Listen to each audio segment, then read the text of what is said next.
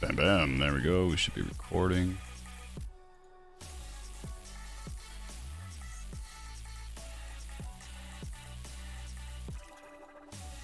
Oh, we are not streaming Resident Evil 2, I'll tell you that much.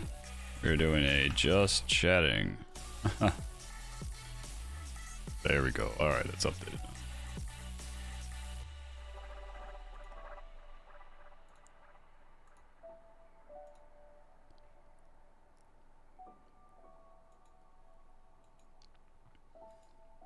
Foregathers, thank you for the follow.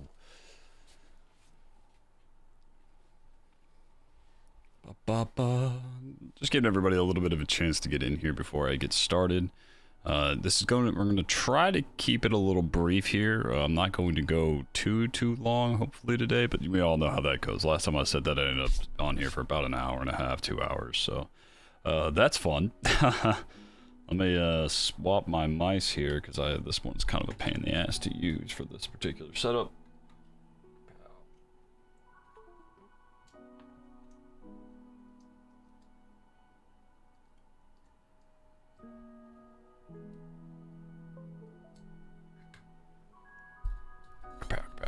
Alright, that's much better. Yeah, this mouse is much nicer. Alright.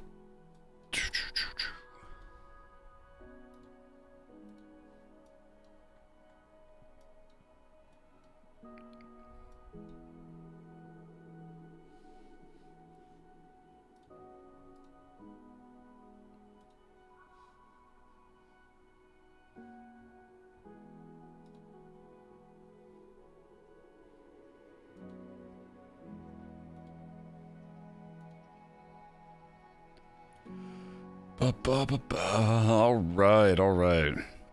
I know it's a little early, everybody. I just have some real life stuff that came up. Nothing serious. I just you know, daily chores and stuff that I need to get done. And got to pick up my dad from the airport a little earlier than I originally anticipated.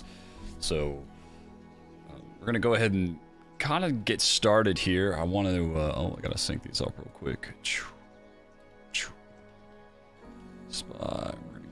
TGT, TGT, which is target. Make sure this is group 1 as well. Alright.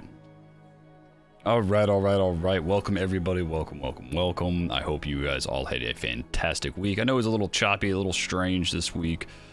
Things were a little weird. There's a lot of reverse repos and everything going on. Lightman Trading, how you doing? No problem, not a problem. Good to see you, man. Good to see you. Oh, look at this little Windows update, reset. Yeah, we'll do that later. I've had it down here on this computer forever, but this computer stays on almost 24/7. So today I'm just gonna go over some options basics, right? We're gonna kind of talk about the theory behind options, and we're gonna keep it really simple. There's an incredible amount of advanced information that you can research and go through, and people who know a tremendous amount more about options and how they work than I do. So, you know, just something to keep in mind. I'm definitely not some rich guy. I don't make like a ton of money in the market. I'm not some like big shot, some big wig or anything by any means. It's just, you know, I've been doing options for a little bit, and I've been doing charting for many years. It's just something I've always been very good at, is kind of charting and everything. What's going on? Hello everybody. Welcome. Thank you for the follows, everybody. Thank you so much. What's up, everyone? Hope you're all doing great. I really wanted to get started on our random lotto overnight on target, and that was kind of our theory down there. Was you know, our theory ended up being really accurate, and thank God it did. You know, we weren't loaded heavy by any means, but where's my 15 minute? 15 and the 10. Let's give me the 15. So it was a good time. It really worked out very well, and I'll start explaining what's going on with you know, why we took these lottos overnight. That's kind of how I'm going to start here. So with options, as everyone knows, you know, here's your options, right? There's two things that I really look at when I'm looking at an option, right? Okay, so like let's say this was kind of this was yesterday, so this was Thursday. Sorry, not yesterday. This was Thursday, right? This is Thursday, And on Thursday, when we saw, you know, this nice run up on target, right? We had this nice little move on target. This is the 15-minute just to make it a little easier. And I can show you the 5-minute probably, and that'd be a little, yeah, that works. Okay, so on the 5-minute, if you notice, there's not a lot of stuff that happens in pre-market after hours for target. There's a lot of these like little random gaps and like not a lot of movement. But intraday has a good bit of movement, right? So like intraday, a lot of volatility, which is good. You want volatility in your options or in the stock to move the options faster. Right, and so when you're thinking about taking an option, you want to look at like the current price and kind of like, let's see, where did we close at? We closed at 253.40, we'll call it. So right here, 253.40. And let's say you think the option is going to go up next week, right? So next week's expiration is 8/27 right here. So you think, let's say you think it's going to, target is going to move upwards. Oh, I might need to turn that is loud as could be. Thank you for the follow. Let me just turn that down. I really want this to be less about the music, so I know the music might be like non-existent in the background, but it's really just there for me to have something kind of going on in the background, so I don't feel like I'm just sitting here talking. Thank you so much for the follows, guys. I'm going to try to just thank you all as fast as I can, but again, I'm really just here for the EDU. Thank you for, you know, whatever you guys subscribe or whatever. I don't really care. I'm not really here for the subscriber count or anything like that. I'm here to just kind of help out. I used to do streaming big time and all that stuff, but I just kind of wasn't really into it. But anyway, so as I was saying, like we closed at like 253, right? So we closed around 253.4, and let's say that we think, you know, we look at the daily chart, right? So we look at this daily, target's kind of finding this like support right here. Had a huge big day right here, right? So we had this nice little bounce and then huge big day. You can kind of see this pattern on the daily chart. This is the daily chart for everyone wondering. So we can kind of see how the MACD here, which is an indicator I use. You don't have to use this, but it kind of just shows me that we're entering this somewhat, you know, we were overbought up here, you know, a lot of overbought strength, and now we've kind of come down to reset, and now we're getting at a point where, you know, buyers are stepping in, and we're moving upwards here. So my target would be to come up here to this range right up here, right, somewhere around there, because look, you can see how we had the price action hesitated there. That's around 263, right? So that's going to be my target zone for a long, you know, for an option swing, even if it's intraday. So like, even if we only take this on Monday and we get like this little push to about, like, let's say we get a push to about here, right? 280, 258 or whatever, we can ride some options up on that move. Okay. So just like if you were buying a, you know, a regular common, like a single share, you're looking for the same move, right? You're just looking for a nice upward rapid move to get some profit and get out. Well, in options, it works kind of the same way, you know, the ideology should be the same. Usually what I'm looking at here when I'm going to take an option, let's go to the 5 minutes. So let's say we open Monday, right? Let's say it kind of just sits flat around here, you know, the 253, you know, somewhere in here. Let's say it opens and we start getting upwards here, and then we break this, you know, high of day right here. You know, we break this high of day, we get this nice clean 254 push. Like, let's say we break 254, there's a lot of strength, and we start, you know, we start moving upwards here. So let's say we get this nice clean 254 break and we start moving upwards. When we know the next strike, which is this, these are strikes for your options, right? You know, it's technically the price you think it's going to when you're in a call. So these are calls, these are puts. Puts mean you think it's going down, calls mean you think it's going up. So call up, put the phone down. You call up the order, but you put down the phone. So call up, put down. And let's say you think it's going to go to 255, right? Like, you know, if we break 254, 255 is like, you know, right there. That's a pretty easy move. Look what we did just on Friday. Look at this move. You know, we went all the way from 245 all the way. We had almost a near 10-point move, right? So that's a pretty big move. But you can look at this the same way you would look at a normal stock. You know, like if you were taking the actual shares, you can say, okay, well, I think we're gonna easily clear 255, and then you go look at the bid and the ask, right? You go look at the bid and the ask, and you see this. I'm just checking. Okay, I got an alert saying that I dropped some frames. I just wanted to make sure we're still live. So you look at the bid and the ask, right, and you say, wow, that's $230 a contract, right? Because whatever this price is right here, just move the decimal over 2 points. So anytime you see the bid and ask on options, multiply it by 100. So this is not $1.50 a contract. This is $150 a contract. This one's $234 a contract. This one's $17 a contract. This one's $13 a contract. Does that make sense? Because a contract is a contract for 100 shares. So you don't have to worry about it. Don't get into the why this, why. Don't worry about all that. Take a deep breath and realize that this is just you just to move the decimal point over to 2. So you just go 1, 2, $23. 1, 2, $23. That's it. So $36. You go 1, 2, that's $36. Not 36 cents, $36. So let's say you don't, this doesn't fit your risk reward, right? You're not, maybe you don't have this much capital to put in. $234 for a single contract. And sure, you may make great money. So if you have a larger account, yeah, that would be a great option, because especially if we move to like this, 257, if we really get like a big push up here, especially like on the daily, like I was saying, we get up to the 263 range, we start pushing this gap. We start trying to fill up here and fill this like range. That's a lot of movement. This contract's going to move a tremendous amount, right? It's going to move a lot more than that 10 points on the move. Options, so this move here was about a 10-point move on the day. We're just going to call it 10. It wasn't quite 10, but we're just going to call it 10. All right, so it was a 10-point move, right?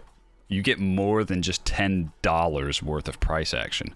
If you had bought the share, or the actual share of the stock, right? Let's say you bought the share of the stock at 245 and you sold it at, we're just going to call it 255. I know it's not, but let's just call it 255 because it's close enough. We'll just make our math easier. You only make $10 a share, but it costs you $245 a share, right? Just to make $10.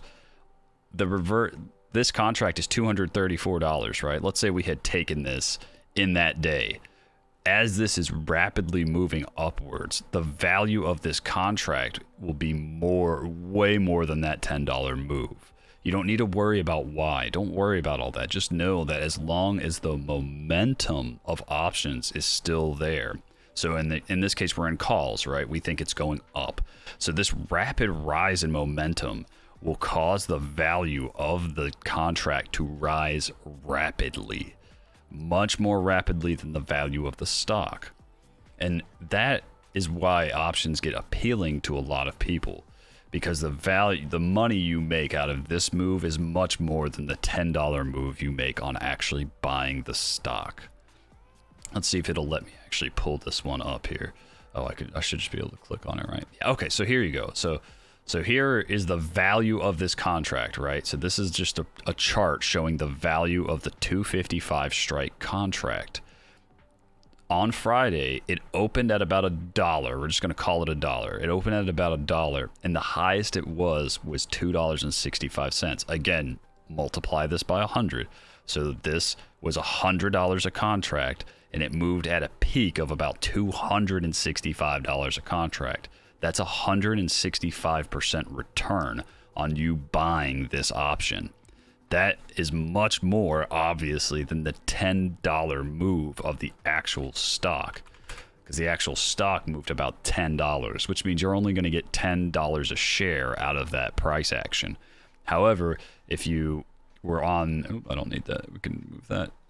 If you actually look at this stock or this option, like you saw in that chart, when you see the price move like that, that option moved 165% in this day, and then came down a little bit and hung out right around here, right?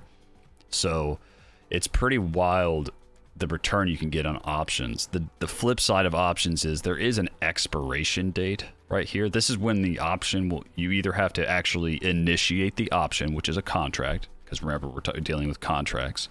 You got to think of an option as like buying the title of a car, but not actually buying the car itself. It's not like a perfect analogy, but it might help you a little bit.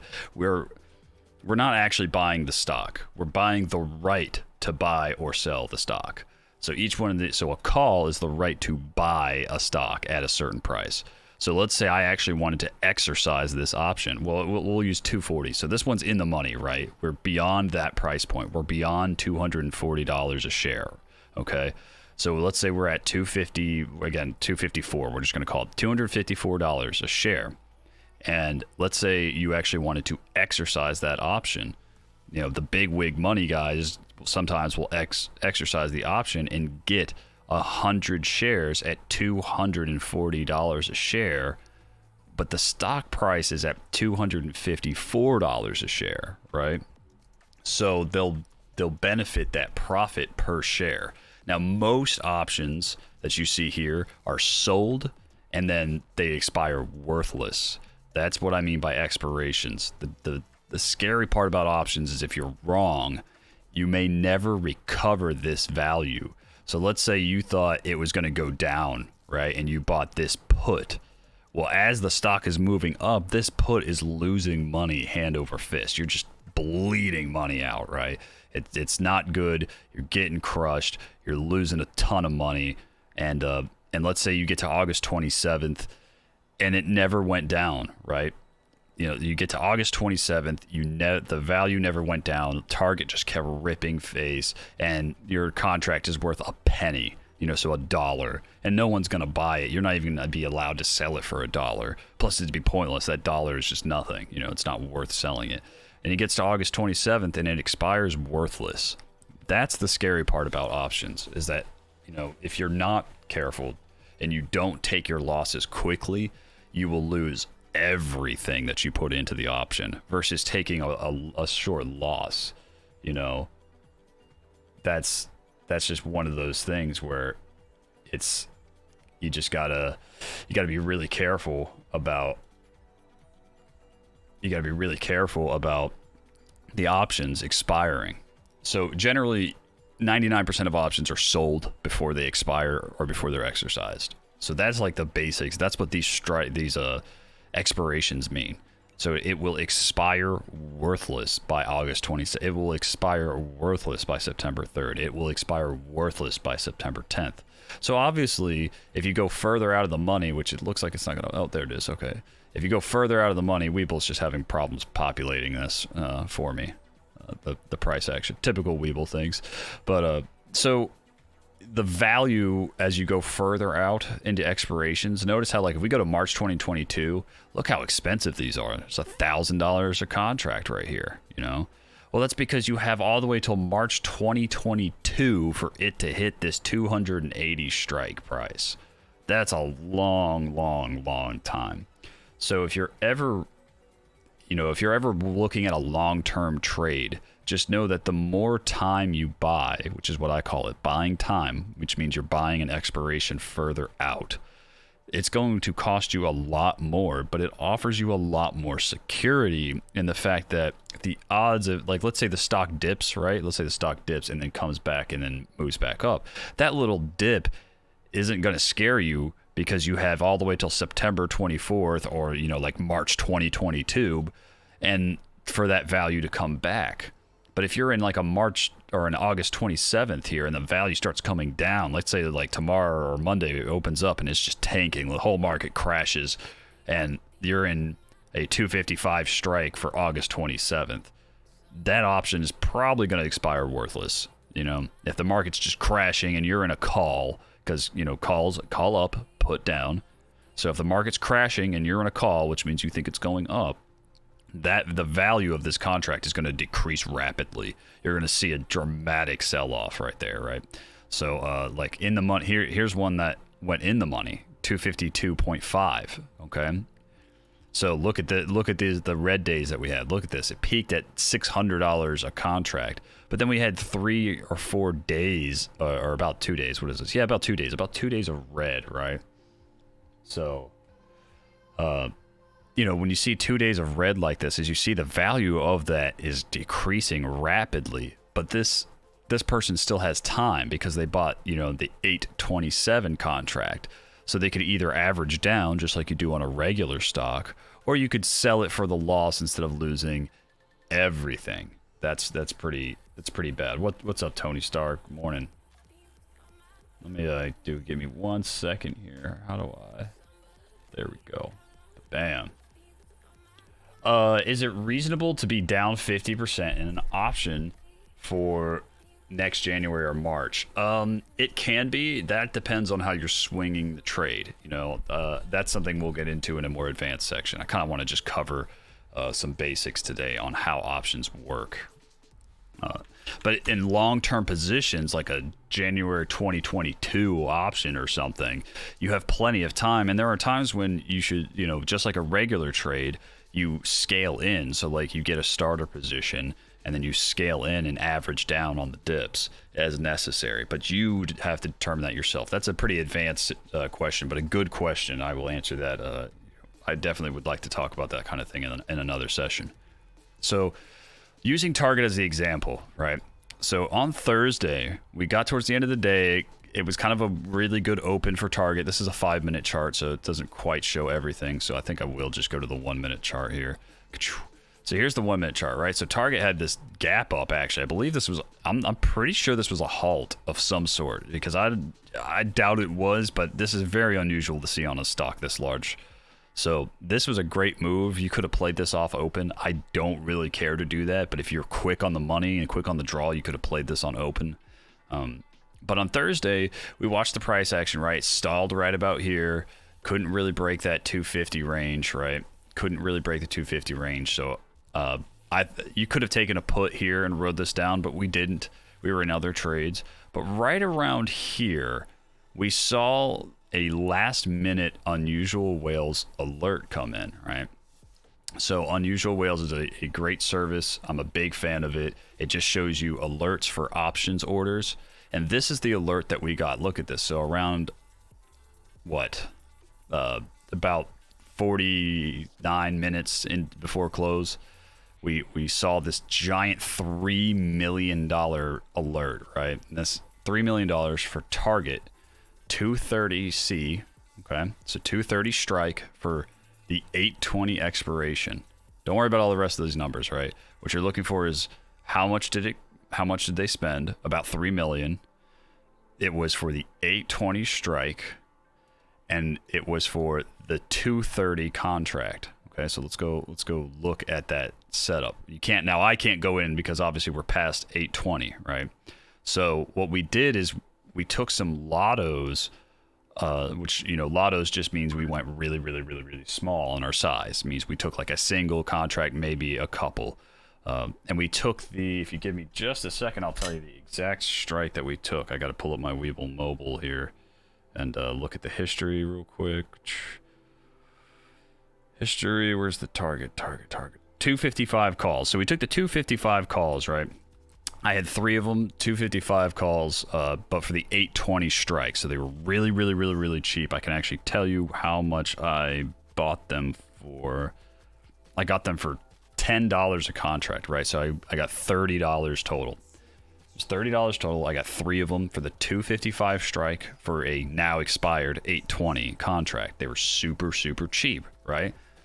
And we saw that big order come through.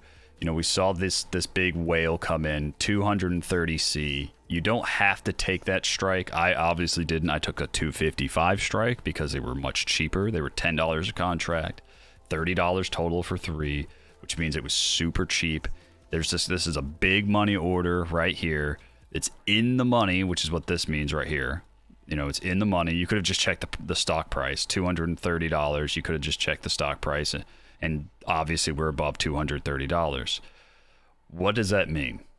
When somebody buys a ton of them that are in the money, which is up here, this is in the money on this side for calls, right? Literally just means the stock price is past this price, right? So the stock price is past $245. So that means if somebody were to go buy this strike right here, that's in the money.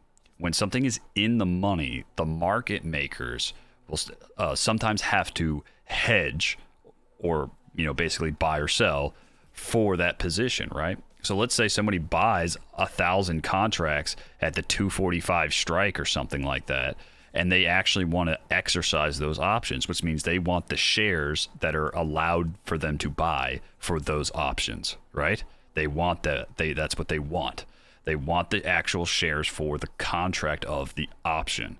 Well, that means the market makers have to go and buy a ton of shares in the market in order to make sure they have enough shares available for that person in case they exercise the option. So if there's a ton of options bought last second in the money, like you see right here, 230C, $3 million worth of them for the nearest expiration. So we took some lottos at 255 strike for 820, which again I can't show you because we're past 820. They were $10 a pop. Well, they ran, as you saw what happened on Friday. Look what happened Friday, right? So we held these lottos overnight, which is a great risk reward. Pre-market looked a little scary, but we held on to them, and as target started moving and just started flying upwards towards that 255 strike, look how close we got to 255. So by the time we started hitting this 254 range, I already scaled out one right here. I sold one right here because we started hesitating. So I sold one right here.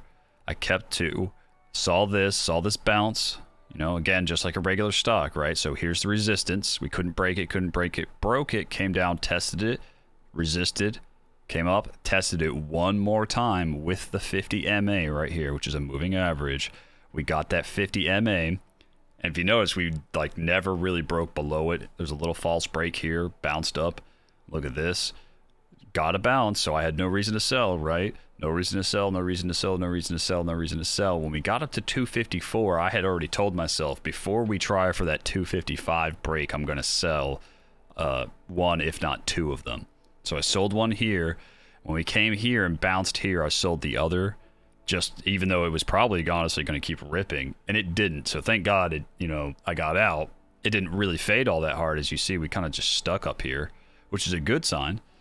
But in that move, we made well over 150%. So this move on those lottos was tremendous. I made probably about $140 on just those $30 contracts. I made $130, $140 in profit on those contracts. So when it comes to watching a service like Unusual Whales, Trady Ticks, Flow Algos, Black Box Stocks, there's a couple of them you could use. They provide really good information. The flow is my favorite part. It is literally the active flow of options orders being bought or sold. And here's Microsoft on Friday. As you notice, we have only one put buy and one put sell. So obviously, somebody selling a put means they think the stock's going to keep going up. And we have a giant buy, which is a put right here. Oops, my bad. Oh god, it's gonna do this again. See, only problem I have with Unusual Whales, sometimes it's a little glitchy. You gotta reset it, come back to Microsoft. This is a brand new layout they just had, so I'm tweaking it a little bit.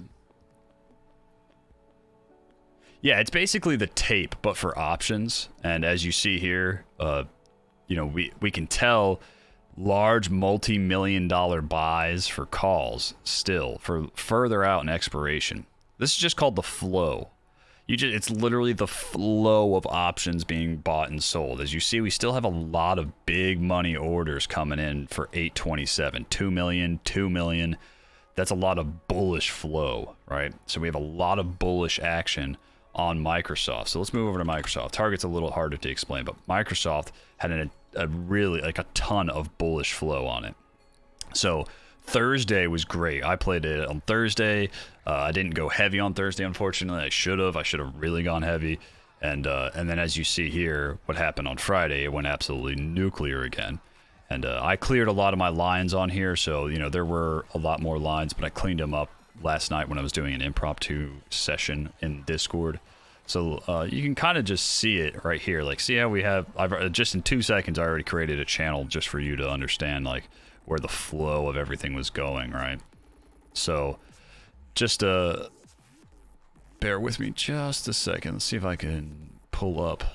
So how did I find Microsoft, right? How did I find Microsoft without an alert? Because there really wasn't a major alert. There did come some alerts in. Nothing that personally interests me tremendously except this one right here. So on 8/19, there's a $3.1 million buy. Although the expiration was pretty far out, it was at the 320 strike, which is still way out of the money. And as you see here, there was another one on 8:20. So on Friday, early in the morning, we had somebody buy the 360 strikes for April 2022. Now, just because it's that far like that doesn't mean that, you know, it's not a short-term play. This is still valid for a short-term play. It just means they probably bought that much time in case things went south, or maybe they are initiated a long swing trade. But that was a smaller position. This is the one that interested me for $3.1 million on Thursday. That was my sign that there is some seriously bullish attention on Microsoft. So what does Microsoft, I don't care, get out of my way. What does Microsoft look like on the daily? So this is Thursday, and then this is Friday. If you had held the contracts from this day all the way into Friday, you would have made about 2,000 some odd % on your contract, which is 20 times the value of your contract, right? So Microsoft had been playing around in this little range on the daily for a while, as you see here. It broke out. These were great days to play. Broke out, had that weird day where everything dipped and then ripped for the rest of the day, thanks to reverse repos. So you could have we played it here and here. I left it alone this day, which was Wednesday. And then obviously I played it on Thursday here. It was a banger of a trade. And this is how I find most of my big money trades like Apple, AMD, Microsoft, is by charting on the daily. And I use TradingView for my daily because, as you will find out, is it Apple, AMD? Apple. I think it's Apple. Look what Apple looks like on my daily. On my Weeble. You can't read that. You can't read that at all. Because on the 5-minute, it makes more sense. You know, these are all valid levels, and they're more than I usually put on here. I told them this last night. I actually did this on purpose just to show people what it looks like to have all these levels. It's way too much. You shouldn't have that many levels on there. What you should be doing is going on your 1 hour chart and your 15-minute chart and just charting your levels that way, you know, and chart your resistance and your support lines in that method. But back to Microsoft, which was our big player. If you look on the daily here, that's a great setup, by the way. Before I go anywhere, keep Apple on your watch list. She confirmed this. She had this breakout. Bam. She did break back in on that Wednesday that everything tanked, when the whole market tanked down. Rejected the breakdown of this trend line. She's bouncing. Keep this on watch for Monday, because if we get a nice clean bounce upwards, we're probably going to go retest the 150s. But anyways, back to Microsoft. So Microsoft has this great break, right? So I'm looking for this push over to the 307, upwards to 310. And the reason I say 310 is because we've kind of almost claimed that 305 range. So I think the 305, clearing 305 will send us to try to test a higher range, you know? Yeah, my bad about it. It is being recorded. I am recording right now, and I will post this to my YouTube as well. There should be a VOD here as well on Twitch, so that should help you. That way you can just watch it at your leisure, so to speak.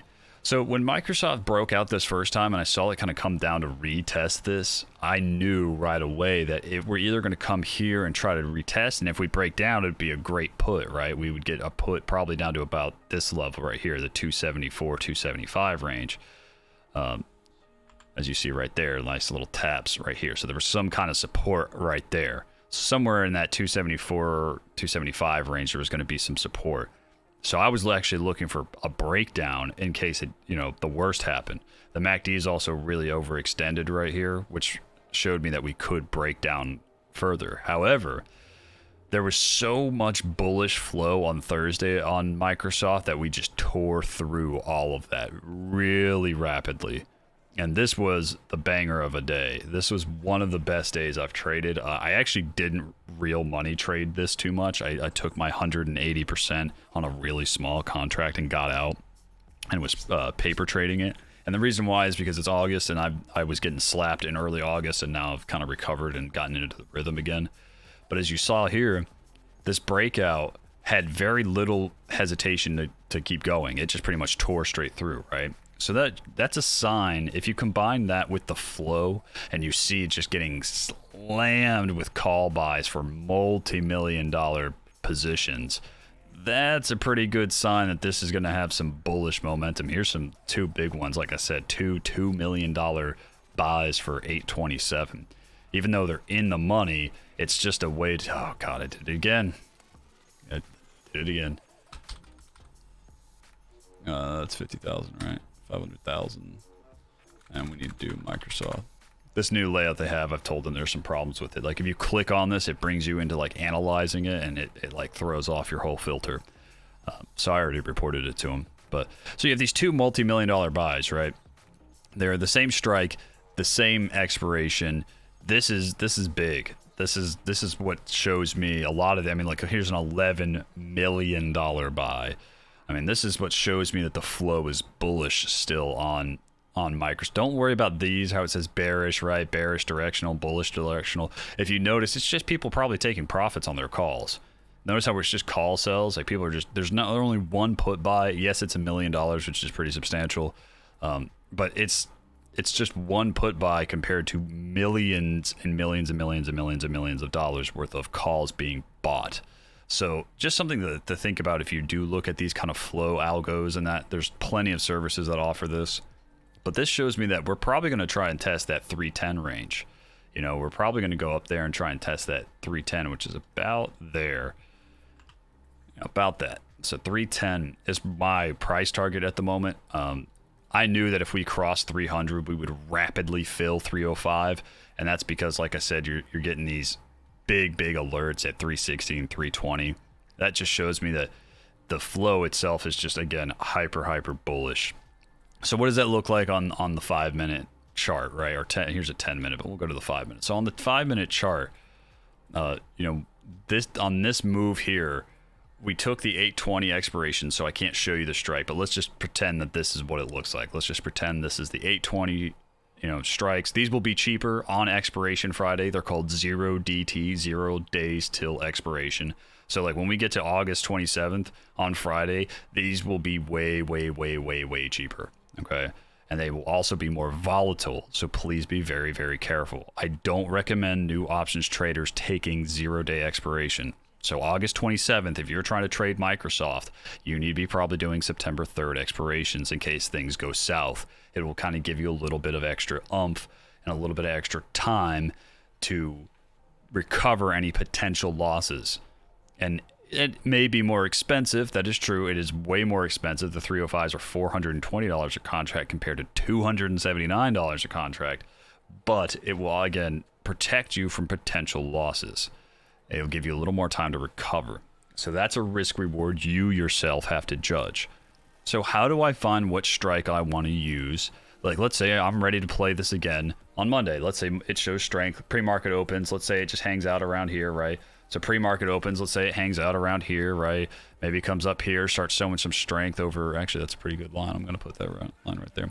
Let's say it shows some strength over this range right here. If you notice, we got two taps right here and some candles hesitating right there. And we get that clean 3, that's 305, that explains it. So 305 break, we get that nice clean 305 break. You could scale in right here, right? You can scale in a little bit right there, and then when you get this confirmation, which is high of day for Friday, when it breaks that, that's an even more bullish sign. So you can potentially add another contract and ride up to the 310 range. So how do I find what contract I want to take? Let's say I don't want to pay $275 or $279 for this contract, right? That's a lot of money. I'm a small account right now. I went from a big account to a small account. So how do you get past that? Okay, this is where volume and open interest become important. If you notice, I don't have anything else on here. Oh, I don't have anything else on here at all. Like, look, I don't have all this other theta and, oh my God, come on. There we go. No, there we go. Theta. No, I don't have any of that stuff. All that, in my mind, all that stuff is noise to distract you. Is it important for advanced options trader? Yeah, it is. I'm not gonna lie. It's important for advanced options trading. I don't use it, and the simple reason is you don't really need it. Okay, you just don't need it. Is it important when you're doing long-term swings and stuff? Yes. Advanced options trading? Yes. From 90% of us, not really, because we're going to buy and sell in the same day, sometimes within 10, 20 minutes of buying the option. So it's not as important. By the time you figure out the math of theta and delta and gamma and all that stuff, you already missed 20-30% of the option move. You don't want to do that. So you want to have a better, easier way to find what strikes are active. Okay, so you don't want to go and find a strike that has little volume. This is a volume column right here. You don't want to go and buy like this 345 strike. Like, yeah, it's only $5 a contract, but there's nobody really buying or selling these contracts, right? I mean, down here, these just opened up. Look at them. There's like nothing in there. You know, those that you have on your columns are better for simple options trading when used as day trading and short swings. That's correct. Yeah. Again, you can use theta, delta, and gamma. They're called the Greeks. You can look them up on Investopedia, and it simplifies the process.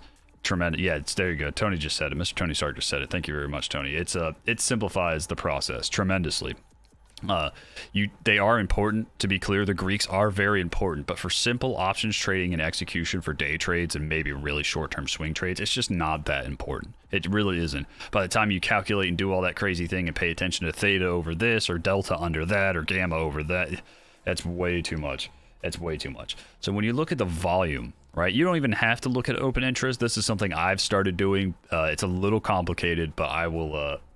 The short answer is if the volume is higher than the open interest on that day, because remember, volume is the volume traded on the most recent day. So this is the volume traded on the 8/27 contracts, but on Friday, which was 8/20. So because obviously the market's closed, it's 8/21, market's closed. There's nothing happening right now. So if the volume is higher than open interest on the day, obviously because volume is daily, open interest is currently open. These are contracts that are currently open. If the volume is higher than the open interest, that's a positive sign. You know, that's a bullish sign.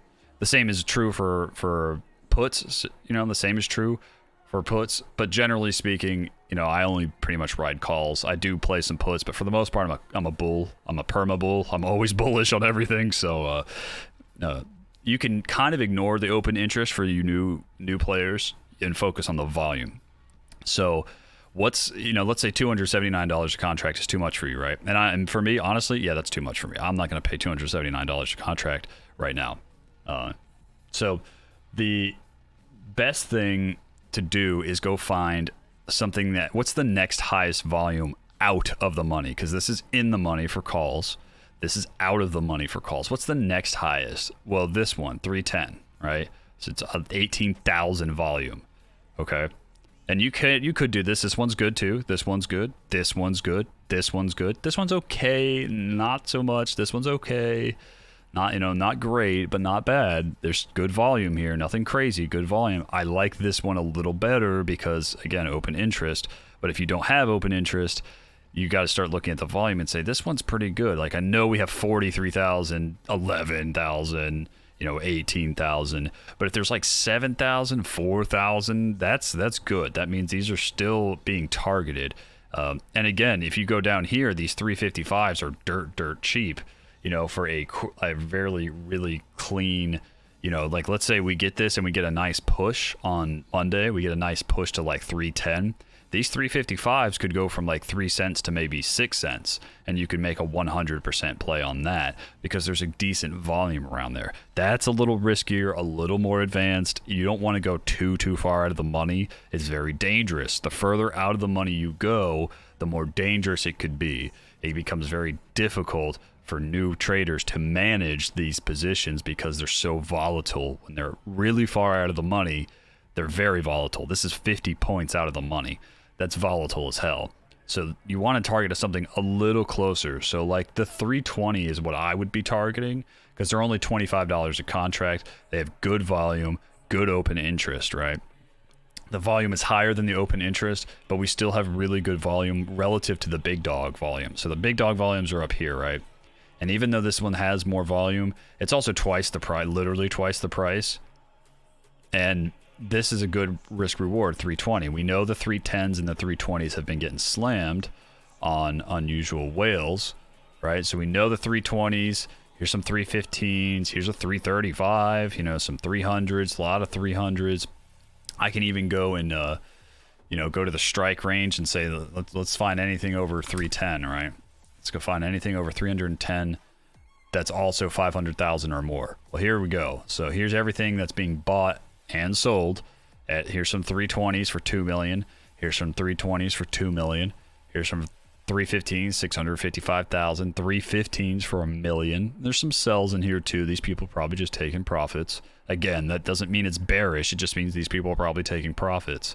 So when you see a lot of that being bought, the odds of it moving to something a little crazier, a little closer, like 310, 320 is more reasonable than 355. Like the odds of it moving to 355 by August 27th is very, very, very slim.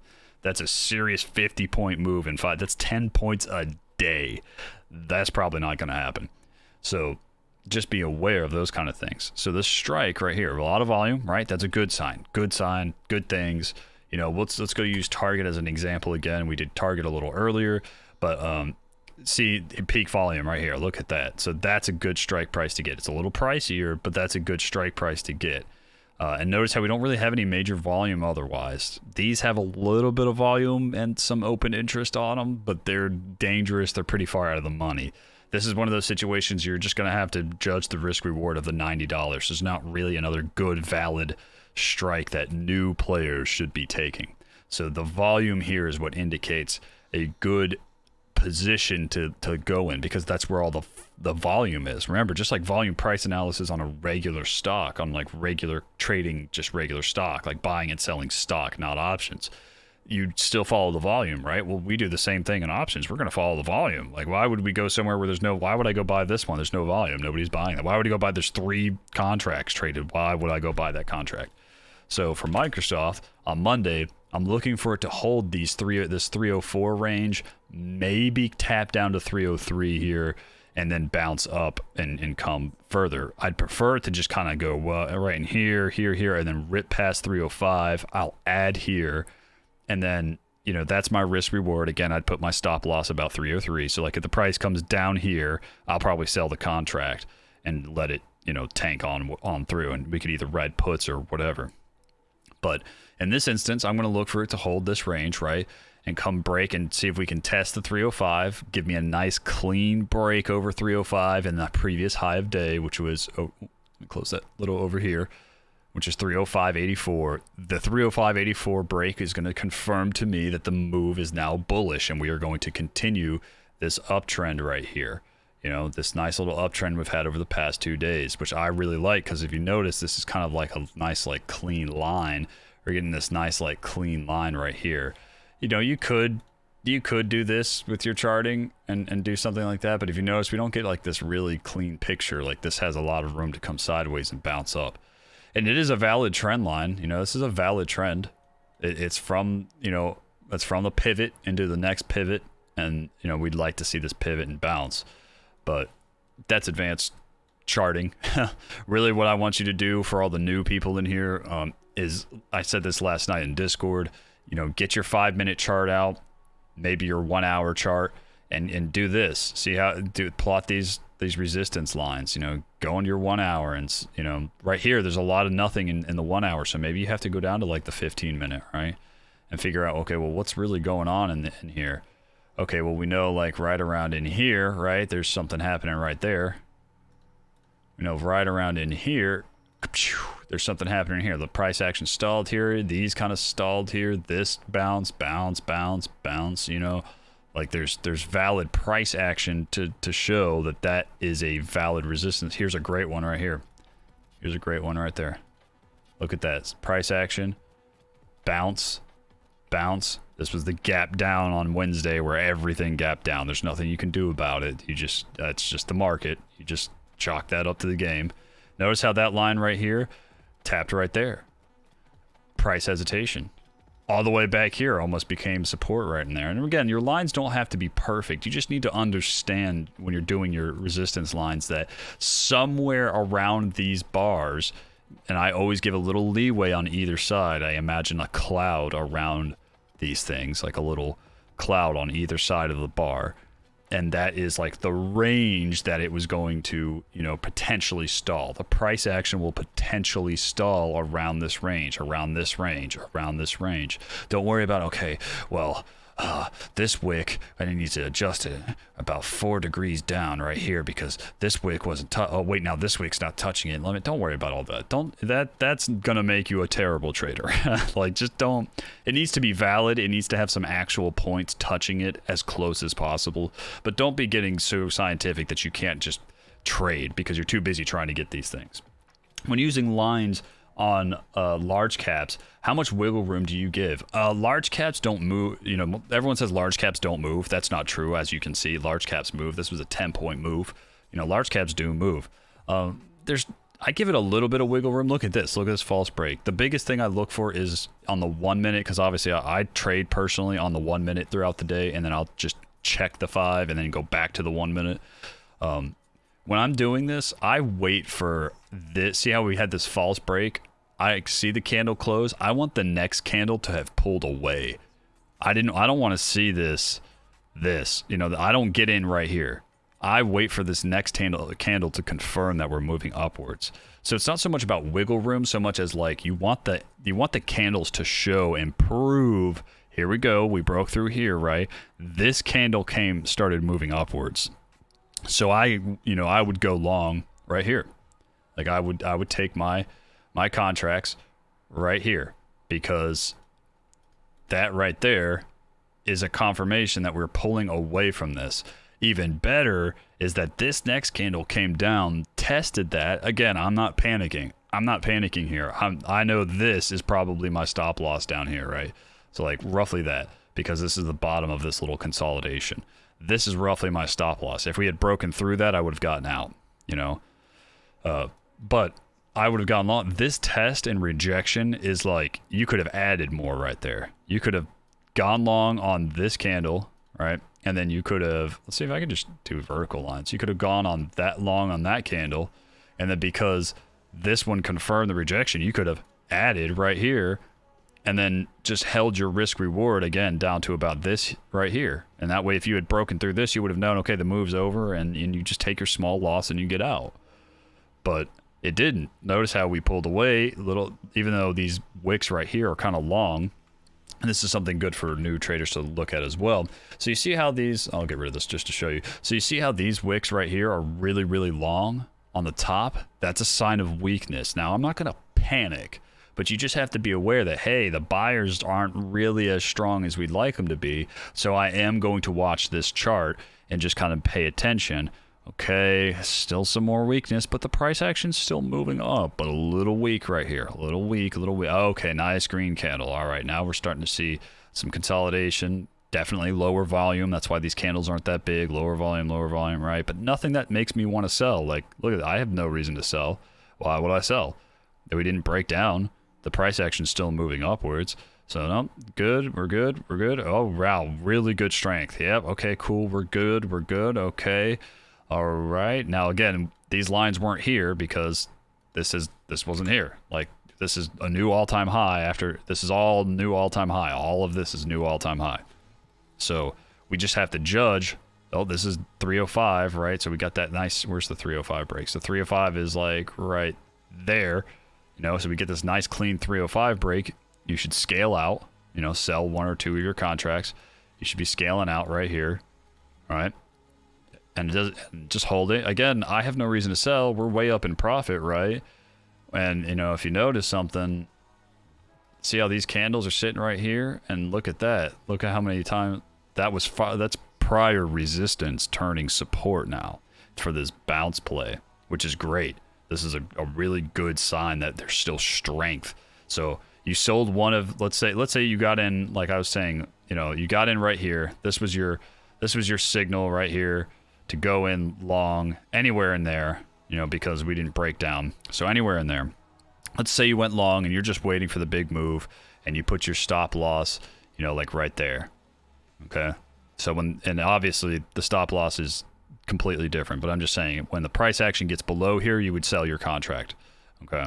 And In that instance, we're just holding, got this nice clean break, came down, tested this, said, hey, you know, I like this. We're really strong, a lot of bullish flow, you know, unusual whales, really bullish. Okay, so the unusual whales flow. Okay, all right, so we're bullish. The chart is bullish. It's really strong momentum. I add here, get in here, anywhere in here would have been fine just to test you. You don't want to get up in here. You don't want that. You want to wait for this. You see this bouncing on this consolidation. Cool. All right. Hey, we're really strong. We got this rejection. I'm going to buy somewhere in this range, you know, anywhere in there. I'm going to add a quick little small chunk just to make a little extra oomph on it. You know, not a lot. You would go really light here. Let it come up, Again, no reason to sell. I know there's some weakness on these candles, but no reason to sell, no reason to sell. Oh, nice big move. You probably could have scaled one right here or right here because we broke the 305. Remember, we were looking for the 305 push. So we got the 305 push, nice clean break up here. You would scale a bunch out here, probably these. You would scale these out up here.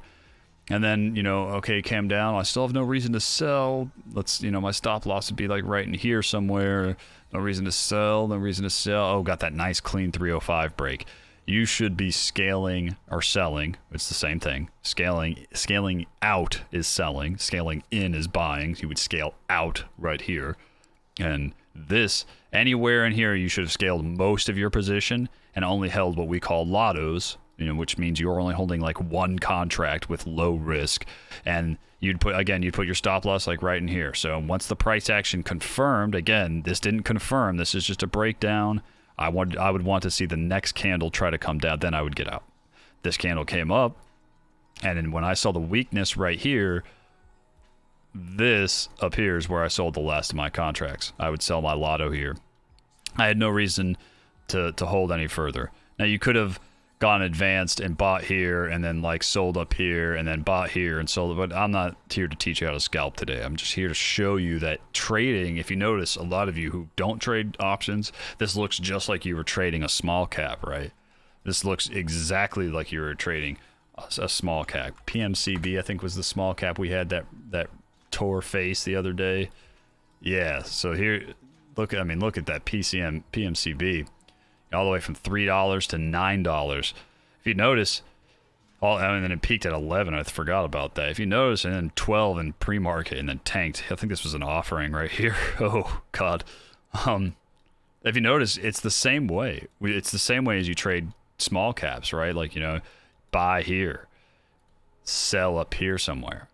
You know, it's the same. It's the same thing. It's the exact same thing. It's just you're doing it with options. And you just have to be aware that options expire, and when they expire, your amount goes to zero.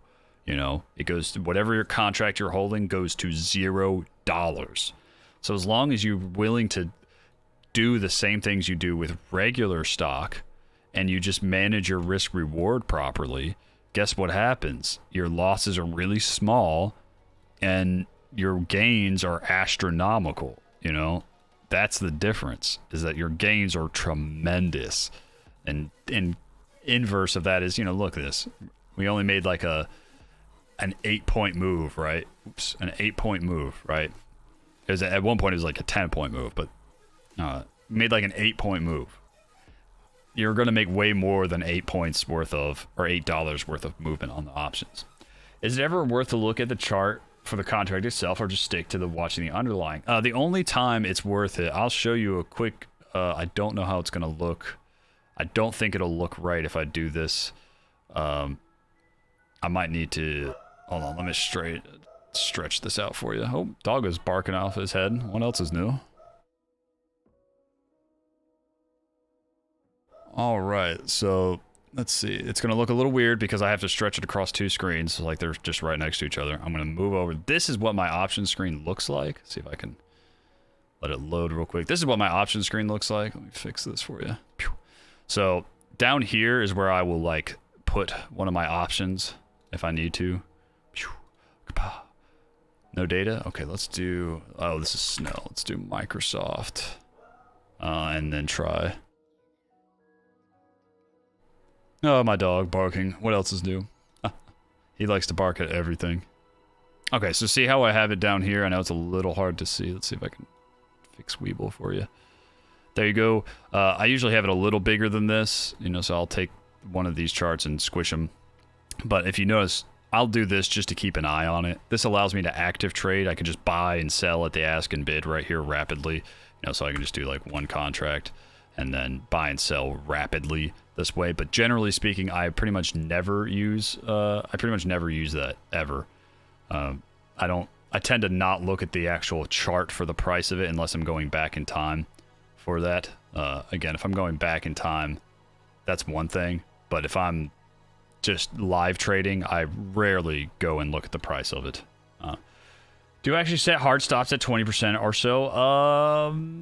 So for stops, okay, so for stop losses, right? There's two methods, or there's three methods really. You can use a hard stop, which is like you go in and you do an order. Do I have any orders open right now? I don't think I do. I don't. So you can place an order, right? So like in your positions, you can right click and you know, say close position, right? And it'll give you this order entry. Where is it? Trade order entry. So right, so like here we go. So like let's say I actually owned this contract, right? Let's say I owned one contract of Target, right? I own this one contract and I want to put in a sell order or a stop order, so it would just be a stop. You know, and let's say I don't want it to go under $2.10, right? So $210. Let's say I paid $240 for it, right? That would be about close to a 20% stop loss, right? And that's about where I would put a hard stop. I tend to do mental stops or trailing stops, which you know, like a stop limit is technically like a kind of like a trailing stop. It's not, but the thing that I do is mental stops. It's very rare that I'll put an actual stop in because there's too many market makers in a lot of these stocks that go stop loss rating.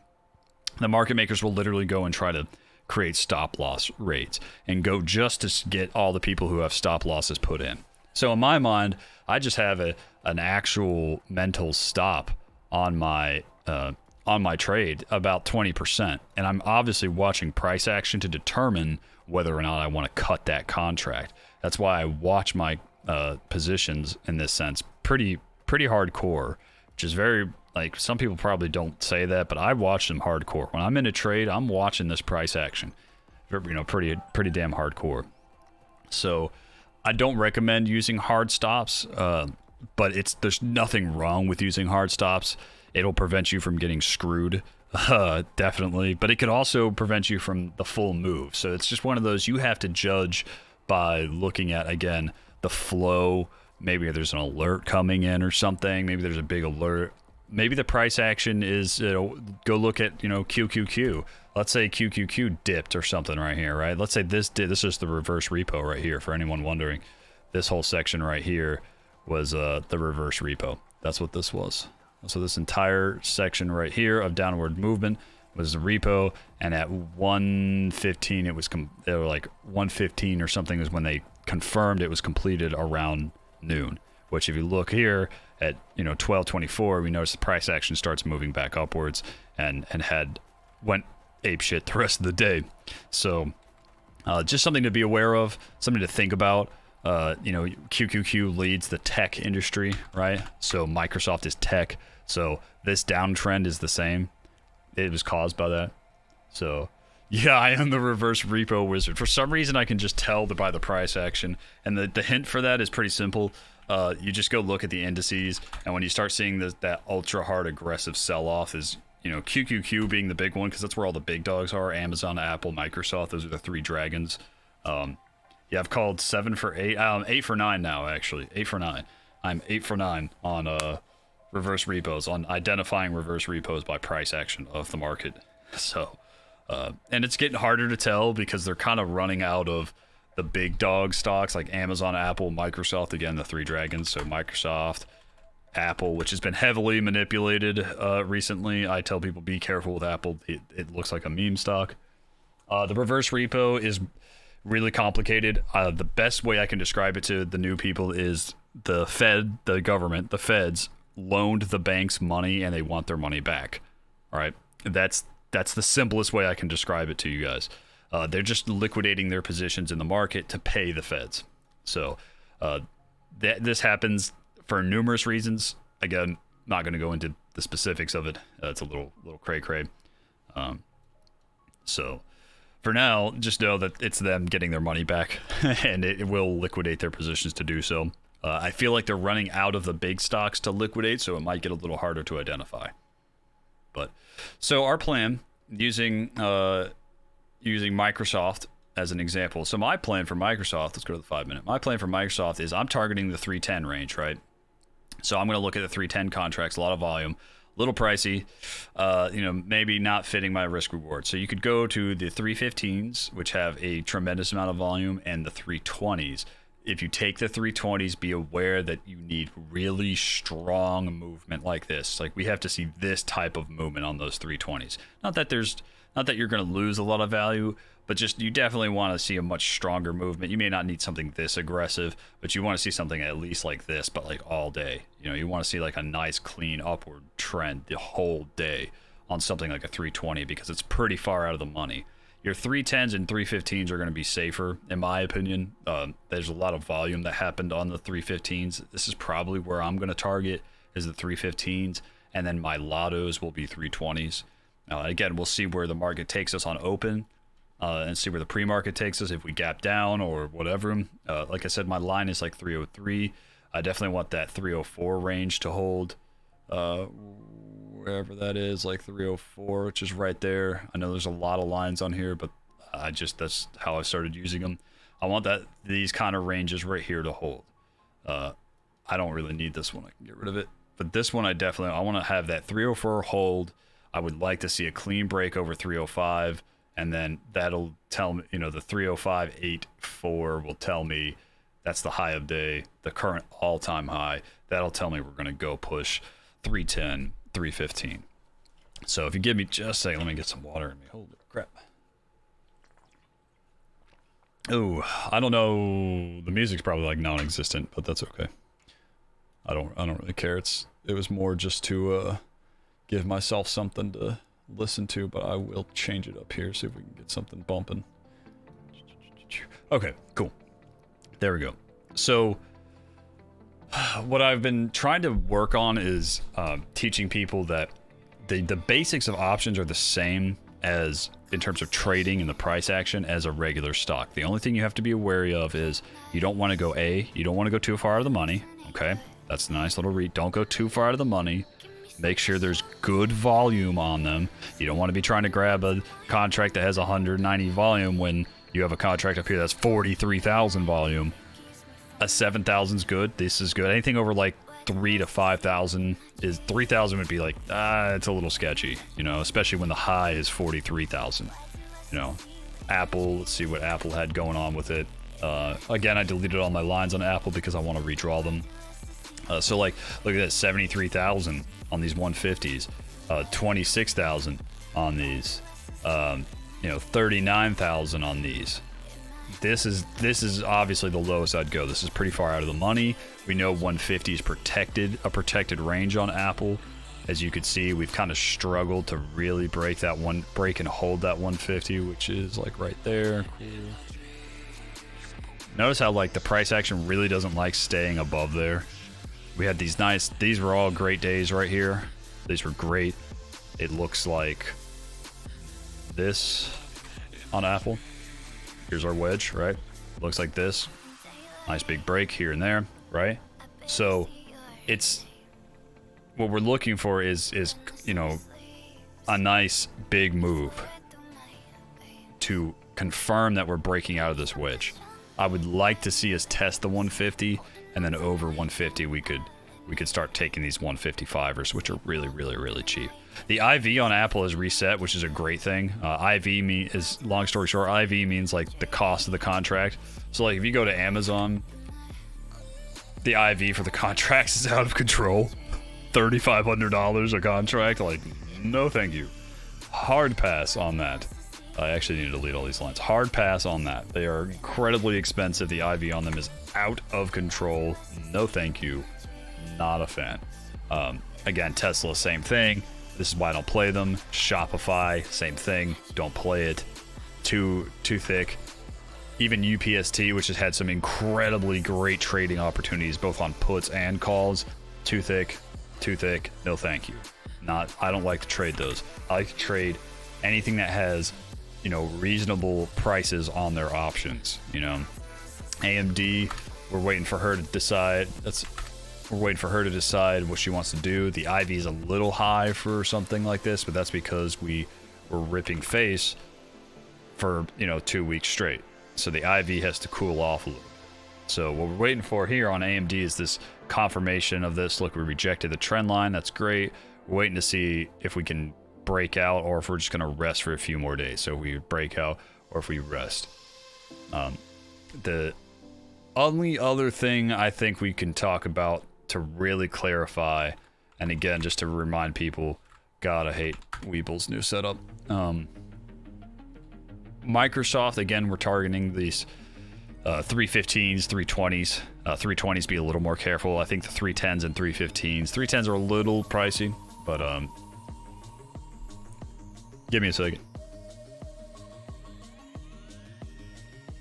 Give me a second, everybody.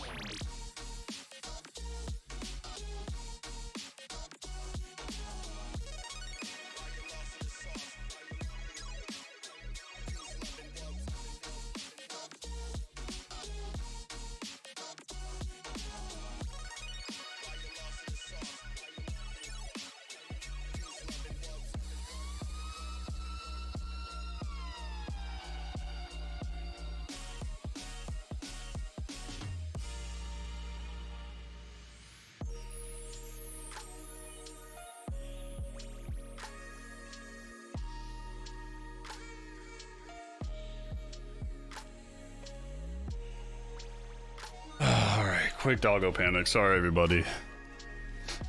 Quick doggo panic moment. All right, everyone. Thank you so much for those follows, by the way. Thank you, guys. Thank you so much. You guys are awesome. Thank you.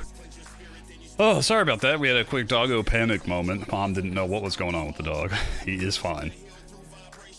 Okay, so where were we? So Microsoft, we're going to be targeting the 310s and 315s. The 310s are a little thicker for some of you, but just be aware the risk reward is good. There's a lot of bullish flow on them.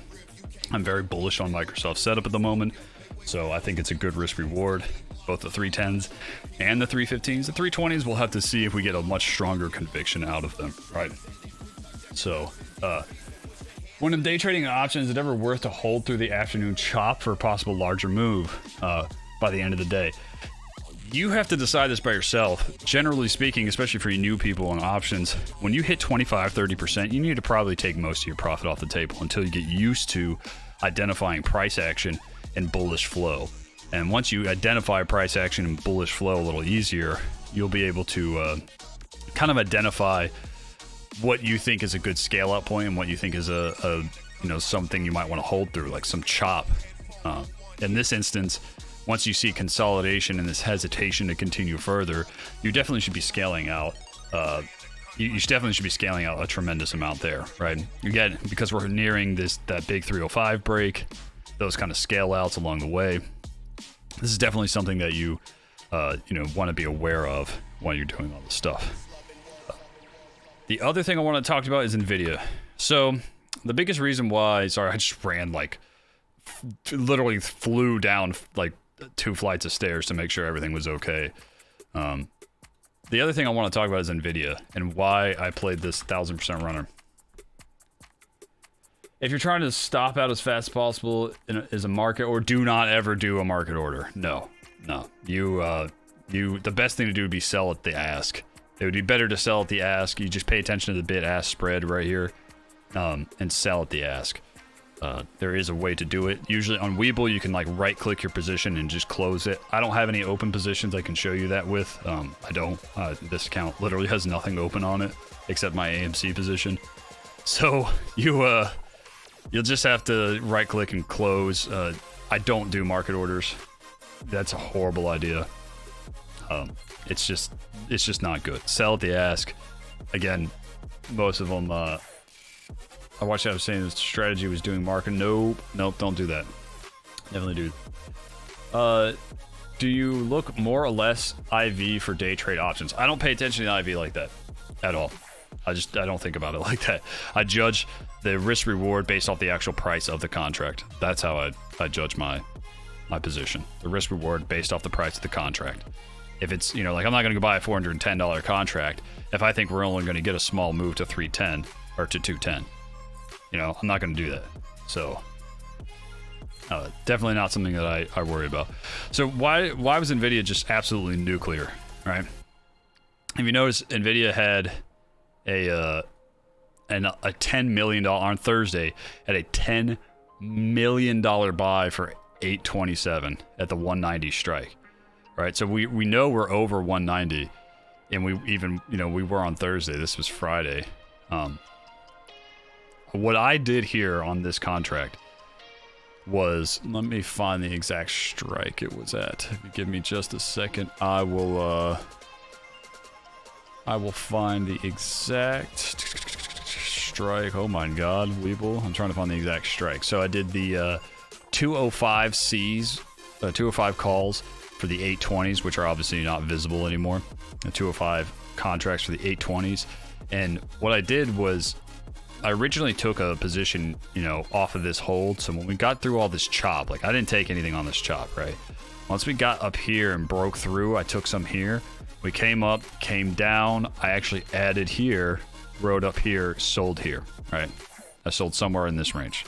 But then I noticed once we came down for this reverse repo and I saw QQQ, which again, NVIDIA is a tech stock, so it follows QQQ. And I saw that the reverse repo was completed. That's when I decided to add the 205 contracts for 820, which again, it's past 820, so I can't look at them. But they were like 30 cents at most. Went down in here. They were at like 20 cents to 30 cents. And you could have bought them down here, which I did. I loaded 3 contracts, and they ran all the way up here to $3 plus, which is a 1,000+% return on those contracts. Because it's 820, so it's the same expiration, the volatility of those contracts is much higher. I'll do an entire session about 0-day expirations next time.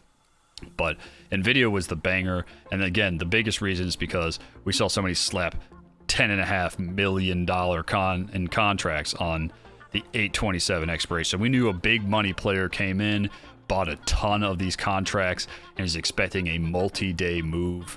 If you go look at NVIDIA on the daily, you'll find out that NVIDIA is trying to break this all-time high right here. It tapped it on Friday. We've been kind of stuck in this channel right here, right? We've been stuck in this channel, a little bit of a false break.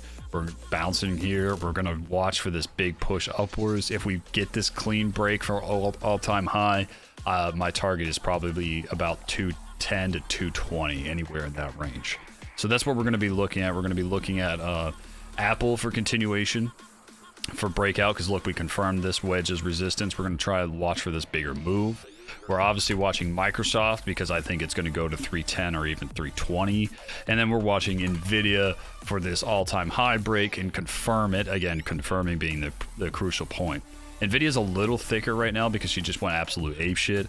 So what we're looking for is something more along. See, look at this. Really high volume. You know, 220, really high volume on these 230s. So these 220s and 230s. The 230s, just be aware they're further out of the money. So by Wednesday, you don't really want it. Wednesday and Thursday are going to be like the last days that you're holding these, especially if we don't get these big pushes, right? So if we don't get these big clean pushes where it continues upwards, like NVIDIA doesn't break up towards 210 and that kind of stuff, you're not going to want to sit here on these 230 contracts for too long. This is the one time I will tell you the Greeks do matter the most, is because theta, which is the rate of decay, theta is the rate of decay, theta is the rate of decay. That is the decay of the actual out of the money contracts, which means the value of them is going to start decreasing. You need to be careful with that. You need to, that's what'll eat away the value of your contract when it's this far out of the money. This is almost, what, 28 point or 22 points out of the money. You got to be careful with these. So what you really want to target is probably something closer to like the 220s or the 225s. The 225s are a little riskier, but the 220s will probably be a little bit safer. Again, the only reason I'm doing that is because there's a lot of volume in comparison to the open interest, but even ignoring the open interest, there's a lot of volume right here, right? So we know that there's a good push, a good move, and that'll provide some good risk reward for you guys. Again, the 225s, or I'm sorry, the 230s and the 225s are a little riskier, but there's a lot of attention on them, and there's a lot of bullish flow heading in this direction. So to recap, when you're going, we'll use Microsoft because it's a little easier. When you're going to look for an option, you want to make sure that there's good volume relative to the highest volume. Again, so even though there's only like 7,000 right here, it's still really good, because if you go look at the lower end of the volume spectrum here, they're much, much lower. So 7,000, 4,000, these are good contract numbers, good volume numbers. They're higher than the open interest. That's a good thing. You don't want to go too far out of the money because they're risky. You'll lose, you could lose money in that process. You don't want to do that either. So you want to be really, really careful with these contracts that are really far out of the money, and just know that if you're doing that, you're going to take them quickly. So like if you were to take the 330, and let's say this was Monday's price action, as it's all moving up here, this is great, but as soon as you see that kind of stall like this, that's bad. You're going to want to cut that contract real fast. You're going to take the profits on these really far out of the money fast. I don't recommend you guys doing those. They're riskier. Get your basics down, take like one contract, or even just write it down, which is what I recommend. Just write it down on paper. Write it down. I did this earlier in the stream yesterday in Discord. I said, okay, well, we're gonna take the 213 or 310s, right? So 310, 827. I'm gonna buy the ask, because the bid ask spread's not a lot. This is $5. That's it. If the bid ask spread was tremendous, like if it was $180 for the ask but $111 for the bid, I'm gonna avoid that contract. So, but since it's really small, it's like $5, like that's totally fine. That's not scared. Look at this, $2, $8, that's fine. But what if it was like what if it was 180 for the ask and 111 for the bid? I'm not going to take that contract. So when you pick the strike price, do you go 2 or 3 strikes out of the money? Again, the reason why I'm looking at the volume is to find which strike prices I want, and I will not go too far out of the money. I'm not going to go to 340, 350, 340. I'm not going to go all the way down here. They're too risky. It doesn't fit my risk reward. But I'm also, on a smaller account like I have, or many others have, I'm not going to go buy this $279 contract. It doesn't fit my risk reward. That may even be all the powder you have to trade on the really, really small account, and it doesn't fit my risk reward.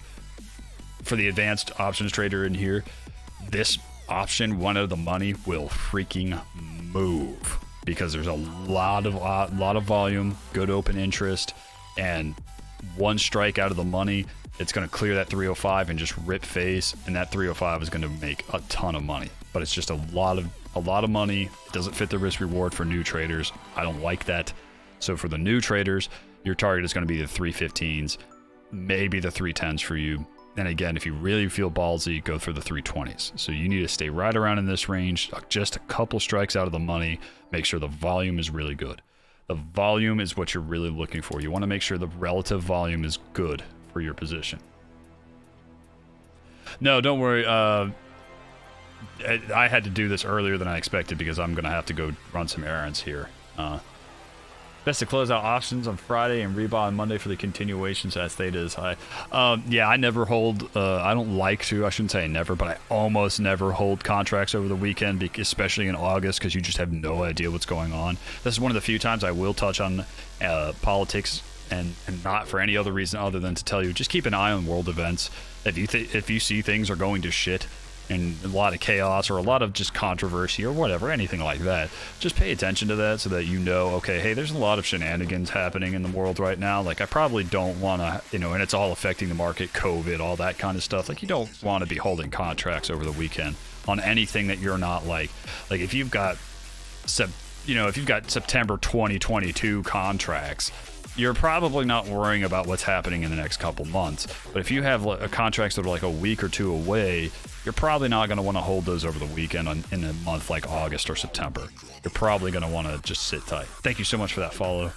I know I've missed a couple of you guys in here. I'm really sorry. Again, I'm not really here for the followers. I appreciate you all following. I love you all to death. Thank you so much. I'm definitely just not here for the subs or the followers. It's appreciated greatly, tremendously, but I'm definitely here to just help you guys teach. So I'm sorry if I missed you guys. And it is going to be recorded. I am recording it right now, and it will be on the Twitch VOD as well. So yeah, so that kind of covers the basics of what I wanted to get into, and just teaching you guys, like, okay, where's the flow going? Like, what does the daily chart look like? You know, what does Microsoft's daily chart look like? Oh, great, we just pushed new all-time high for 2-3 days straight. You know, so there may be a cool-off period. But also the flow on Microsoft is incredibly bullish for that the over 305 range, right? There's a lot of big money buyers coming in and buying a ton of contracts. So Monday we'll watch the price action, and obviously we'll keep an eye on QQQ, because again, you think when you hear a tech stock, you think QQQ because it's going to follow QQQ. I do have a YouTube. I am used to have a panel down here, and if you give me just a second, I will put my channel down there in the panels, which is right beneath everything. Channel.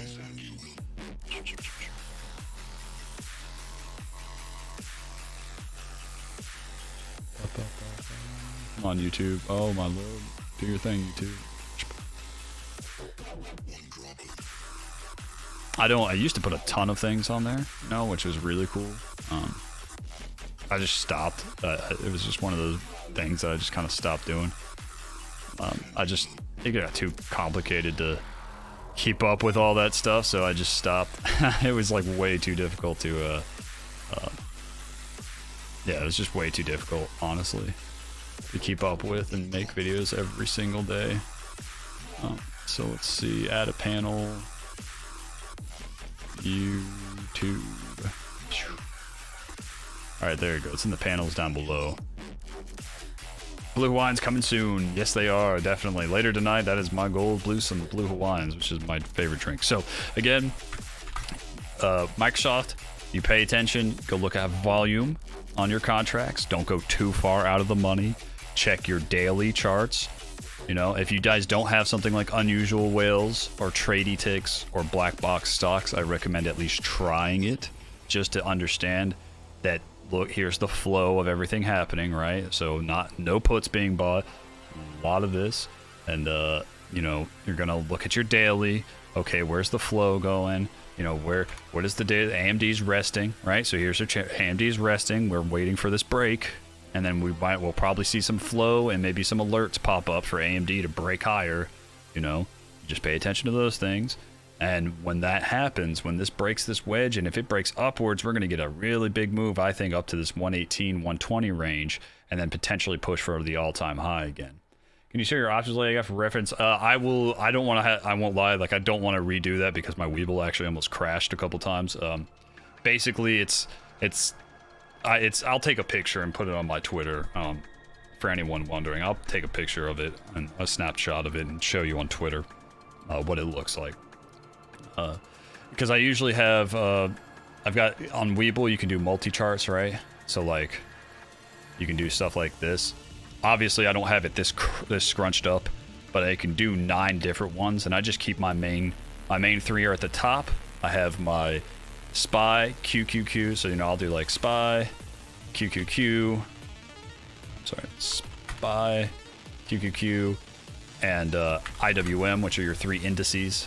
I'll keep them down there. And then I'll have like my main 3 watches. So like Microsoft.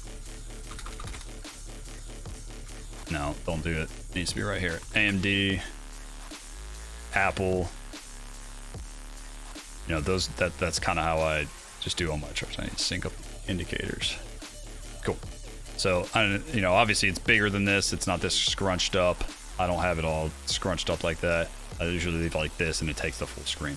So that's how I watch them. It's just, you know, I usually pick a couple of stocks, and that's pretty much all I do is I pick a couple, and then obviously throughout the day I'll rotate. So I like, as Unusual Whales is posting alerts right here. As Unusual Whales starts posting alerts, let's say like this Kroger one ran 20%. Oh my God, it happened again. I hate that. I don't want to go to that page. I need to just stay here. So as this ran 20%, right? I saw this alert come in. If I go and look at the chart, if the chart agrees with what's going on, in this case there's Kroger. If the chart, look at the chart. The alert was fired like right in here. Look at this move. So this is roughly in here is when the alert came through. You can take that alert if you like the chart setup, and that's kind of how I hunt intraday for them. Also, Twitter, a lot of these guys will post like, hey, this chart looks good. I'll go look at the chart, and if I like it, I'll judge again. Volume, you know, this is a low volume stock, not a lot happening here. There's some open interest right here, which shows me that there's interest here, but look at the bid ask. Like, I'm not touching that. I'm not touching that at all. This is a great example of a stock I would not trade right now. Sorry. I wouldn't touch this. Bid ask is too crazy. So Microsoft, AMD, Apple, and NVIDIA. NVIDIA is actually my biggest watch. NVIDIA and Microsoft are my 2 big watches for Monday. So we'll hopefully get some big moves on there. In our Discord and Global Money Traders, Tony Stark, I don't know if you're here, but if you can drop that link for the Discord in the chat for me, that would be great. If you guys are looking for a place to kind of come and learn, that's where we teach a lot of people.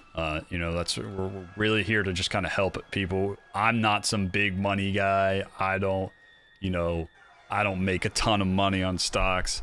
I got it. I managed to get it. So there's the Discord link for Global Money Traders. That's where I trade with. That's the squad I trade with. I post all of our stuff in the options main floor, and I hope this helps clear some of the stuff up. I hope this helps you guys. Both those links are valid, by the way, for anyone wondering.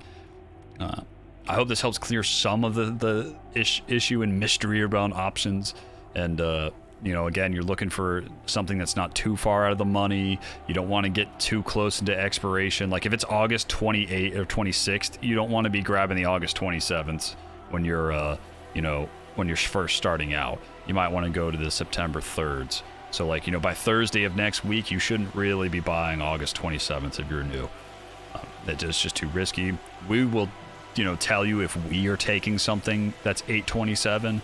Again, we are not financial advisors. It's up to you to pull the trigger on it. So take responsibility for your own trades. And if you don't, or if you're just too timid, just write it down. Just practice it. Just write down, hey, I got in at 320 strike, 827 expiration for 24 cents, for $24 a contract, right? And just write it down and say, okay, hey, look, it hit $35 a contract. I'm going to sell it. There you go. That's a great trade.